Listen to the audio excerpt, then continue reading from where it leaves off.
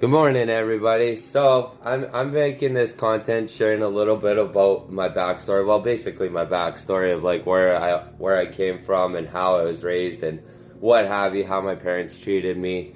And it's not just to like throw anybody under the bus or anything, but the truth is the truth, and at the end of the day, that is the truth. And I remember when I was a kid going through these type of situations. I remember trying to reach out to like my grandparents or reach out to someone, and no one believed me.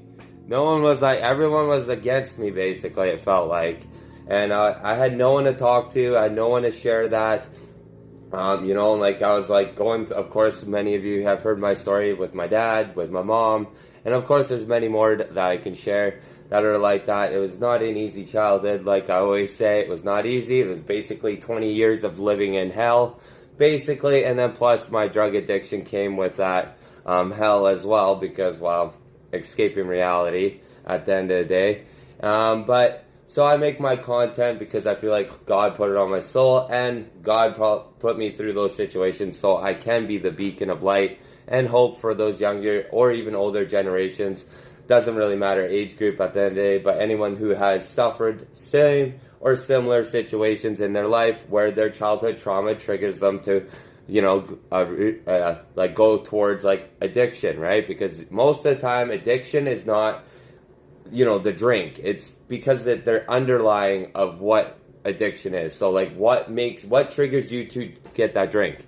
It's usually underlying of like childhood trauma, PTSD, so on and so on and so on, right? It's not because someone just wants to drink, they drink, right? It's usually because they're not recovered from healing from those past trauma events. So that's why I share my stories. And I know many of the people that I'm sharing about, of course, they probably don't like it. But hey, the truth is the truth. My childhood was not easy at all. That's basically little snippets. And I'll continue sharing more and more of my story. So, it's helping more people, because at the end of the day, I get comments and I have messages of people saying you inspired me. And I'm in recovery because of your situation. So at the end of the day, God put it on my soul to help inspire people. That's why I had to go through it, because God gives his hardest battles to his strongest warriors.